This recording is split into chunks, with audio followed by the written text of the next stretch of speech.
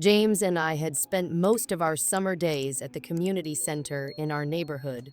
Every day after school, we'd head straight there, drawn by the promise of the pool. There wasn't much else to do in the heat of summer, especially with the endless days stretching out in front of us. Sure, we could go to the park or ride our bikes around the block, but nothing beat the cool water on a scorching afternoon. The only downside was the pool's hours. It closed at 5 p.m., just as the heat was starting to ease and the sun hung low in the sky, casting long shadows over the pavement. It felt way too early to be kicked out, but no amount of pleading or complaining ever changed the rules. We tried sneaking in after hours once or twice, but the lifeguards were vigilant, and it never worked out. Every time they'd shoo us away, I could feel a spark of frustration flare in my chest. Why should we be forced out when there were hours of daylight still left to burn? Eventually, though, we grew tired of it. The temptation became too much to ignore. The gate to the pool was low enough to hop over, and the tall fence surrounding it had a thick privacy screen on one side, which kept most of the area hidden from the outside world. If we timed it right and avoided the security cameras, we could have the entire place to ourselves. For days, we tossed the idea around, talking about it in hushed tones, as if the mere thought of sneaking in made us partners in some criminal scheme. But every time, we chickened out. The risks felt too real, and it was easy to talk ourselves out of it. Still, the idea gnawed at us. Then one night, the heat was oppressive. It was too unbearable to stay indoors, and by the time the sun sank below the horizon, we both knew what we had to do. At 11 p.m., I met James in my backyard, where we had agreed to meet. The air was thick with humidity, and the night was eerily still, with only the faint buzz of distant streetlights to break the silence.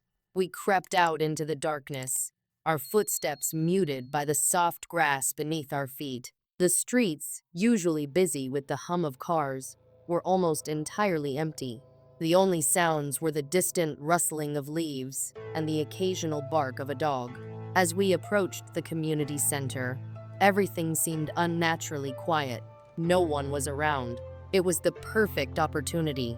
I boosted James over the gate first. He was agile, light on his feet, and within seconds, he was on the other side. I followed soon after, my heart racing in my chest. The adrenaline was a strange mix of excitement and nervousness, but we were too deep into it now to back out.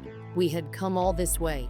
Once we landed on the other side, we stripped down to our swim trunks and tossed aside our shirts, shoes, and socks. The cool air against our skin was refreshing, and for a moment, I let myself forget everything except the thrill of doing something we weren't supposed to. It was the kind of rebellion that felt exhilarating, like we were untouchable. We slid into the pool, the cool water enveloping us, sending a rush of relief through our bodies. We both sighed, floating for a moment as we gazed up at the star-filled sky. The water was so still, so calm, a stark contrast to the heat of the day. Without the lifeguards to worry about, we let ourselves truly relax. For a while, it felt like we were the only people in the world. We swam around, whispering to each other and laughing in hushed tones, careful not to make too much noise. I did a cannonball, sending a splash of water into the air, and James followed suit, trying to outdo me.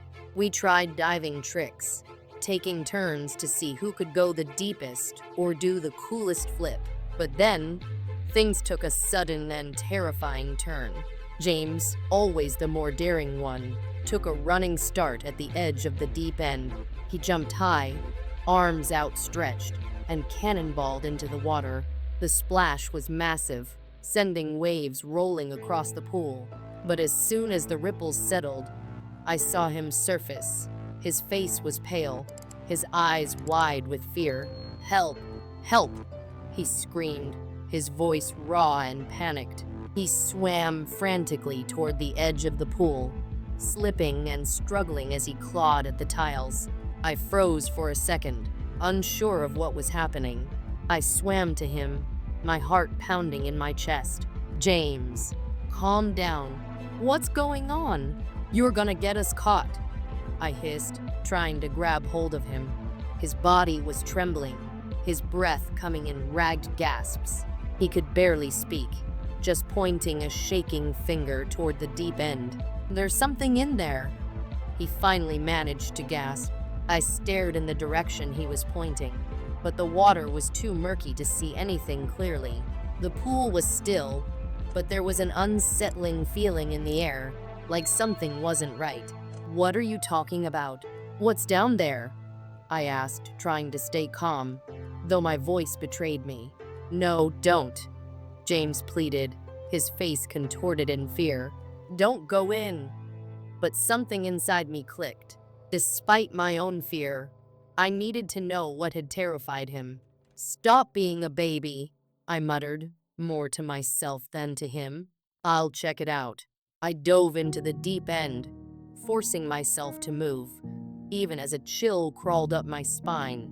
The water felt heavier than it should have, like something was pulling at me from below. I opened my eyes, wincing at the sting of chlorine and murkiness, but something was there. At first, it was just a shadow, but as I descended, I realized what it was: a shape, a figure, a woman. Her body was bloated, pale, her hair floating around her like a dark halo. Her eyes were wide open, staring blankly into the abyss. Her lips were twisted into a grotesque, unnatural smile. A sense of dread surged through me, my chest tightening. I reached for the surface, but before I could pull away, her lifeless hand shot out and gripped my arm. Her fingers were cold, colder than any human touch. Her grip was unnaturally strong, her touch like ice. Panic surged through me. I tried to break free, but the more I struggled, the tighter her grip became. My heart pounded in my ears as I thrashed, kicking frantically to break free. Suddenly, I felt a surge of strength. I yanked my arm away, gasping as I broke the surface, desperate for air. My body was shaking uncontrollably as I scrambled out of the pool, my heart racing. "We have to go, now," I shouted, breathless. James didn't need any more convincing. We didn't bother with our clothes. We grabbed what we could and bolted, scrambling over the fence like our lives depended on it. My mind raced as we sprinted back to my house, my chest heaving as the adrenaline slowly wore off. When we finally stopped in my backyard, both of us trembling, the silence was overwhelming. James was the first to speak. What was that?" he whispered. "I don't know," I said, my voice barely a whisper. It had to be a body, but it moved. We convinced ourselves it was some sick prank, someone in a costume trying to scare us. But deep down, I knew it wasn't. I could still feel her icy grip on my arm. I could still see her face, those lifeless eyes, that twisted smile. It wasn't a prank. It was real. We never spoke of that night again. But sometimes, when I close my eyes, I still see her face, her pale, bloated form drifting beneath the surface of the pool. And I wonder, was she waiting for us? Or is she still down there, waiting for someone else to take a midnight swim? My girlfriend and I had been looking forward to a relaxing evening. The plan was simple: enjoy some downtime, catch a movie, maybe have a drink or two, and unwind after a hectic week. What we didn't expect was that a simple online meetup would turn into a nightmare we would never forget. It started innocently enough. We had been chatting online for a while, getting to know each other better. His profile was full of charming messages, and he even seemed like the kind of person we would enjoy spending time with. He invited us to his place for a casual get-together. The pictures he shared of his house were nice, spacious, well-kept, and isolated, but with a calming view of the hills. It looked like a place we could relax, talk, and have fun. He seemed like a laid-back guy. How could we have known? We arrived at his house at around 9 p.m. The setting sun cast long shadows across the driveway, and the place seemed oddly quiet. Too quiet. We rang the doorbell, and within moments, he greeted us with a smile, welcoming us inside. He was older than he looked in his pictures, perhaps in his mid-50s, but his friendly demeanor made us feel at ease. He offered us a drink and led us to the backyard where a small pool was situated, surrounded by trees. It looked peaceful at first, almost like a little oasis. I remember the moment it all started to shift, like a cloud slowly creeping in front of the sun. We had only been there for a few minutes when the man's attitude changed. His smile grew a little too wide, his eyes gleaming with a strange intensity. At first, I thought it was just my imagination, but my girlfriend and I exchanged a silent look, both of us frozen in terror. I could feel the fear in her eyes, a mirror of the dread twisting in my gut. By then, we knew we had messed up big time. We had no idea what this man was capable of, and the realization hit us like a punch to the stomach. There was no way out. The man's voice broke the silence, smooth and almost unnerving. "You're here to have fun, right? Let me make sure you're comfortable," he said, but his tone was different now, commanding, almost sinister. We stood there awkwardly, unsure of how to react, until he made his move. He told us to strip down, and though I wanted to fight back, we didn't have a choice. His gun, still in his hand, reminded me that any wrong move could be our last. My heart pounded as we pulled off our clothes, each piece of fabric that hit the ground making me feel more exposed, more vulnerable. I could hear the rustling of the fabric in the still air, as if the world had gone silent, holding its breath. When his grin spread across his face at the sight of my girlfriend in her bikini, my blood boiled. I wanted to break every bone in his body, but I held back. I didn't know how fast he could pull the trigger. The fear paralyzed me. We stepped into the pool, but it was empty, just a concrete shell that reflected the starkness of the situation. The water had yet to be filled, and the surrounding shadows seemed to make it all the more menacing. The man looked at us like we were toys, there for his amusement. He sat on a stool, far enough that we could hear the sound of his breath, but just close enough to maintain control. Then he bent down, grabbed a hose from the ground, and turned it on. The cold water splashed over us, soaking us completely in an instant. It wasn't just the water, it was the feeling of being trapped, of being in his control. The water, at first cool, soon turned ice cold, and it felt as though the very chill of it seeped into our bones. The pool filled slowly, but the sensation of the water filling the space around us felt suffocating, like the walls of the world were closing in. The man didn't stop watching us. His eyes gleamed with sadistic pleasure, like he was savoring every moment. The sound of the water spraying seemed too loud, too harsh. Each drop that hit the concrete echoed in my ears, a constant reminder of how helpless we were. He watched us like we were some kind of spectacle, as if he was getting off on our discomfort. His next words sent a chill down my spine. "What are you two doing? Just standing there?" he sneered. "I want to see you mess around like young folks do. You two siblings or something? No matter.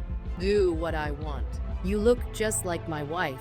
I miss her so much."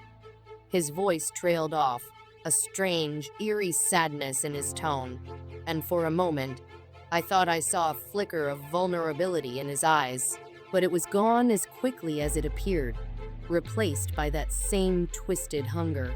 It was then that I noticed the gun again, his hand casually resting on it, the black metal gleaming under the lights. The fear returned, sharper now.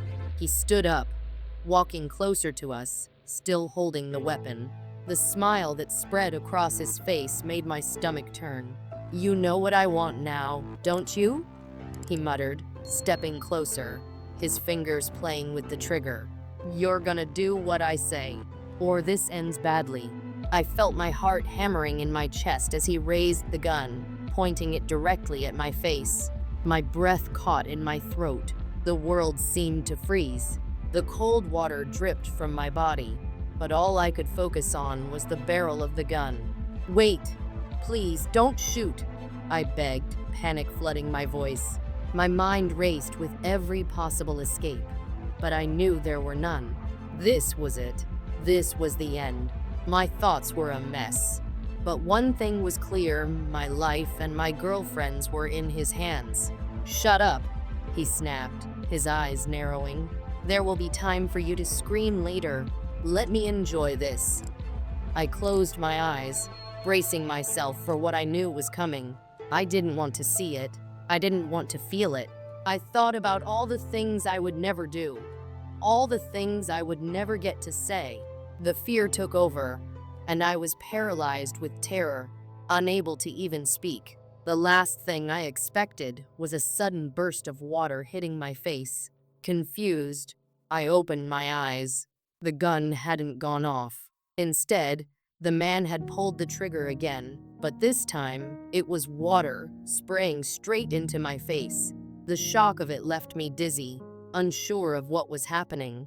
My eyes stung, and I could barely see through the spray. I was seething now, wanting to lash out. Every inch of my body screamed to knock him out, to beat him senseless. I cocked my fist back, ready to strike. But just as I was about to make my move, my girlfriend stepped in front of me, holding me back with a soft but firm grip on my arm. She spoke softly, trying to calm me down. "We'll get through this. Just breathe."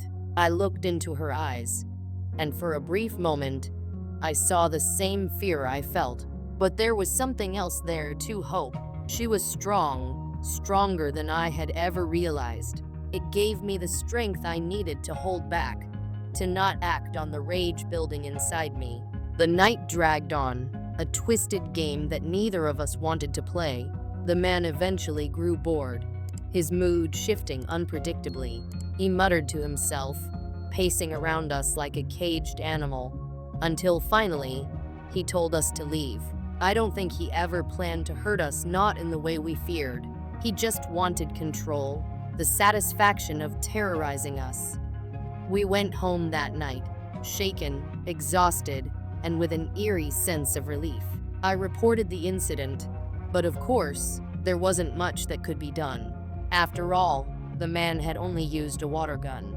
If I had actually hurt him, the situation would have been very different. But that didn't matter. We never saw or heard from him again.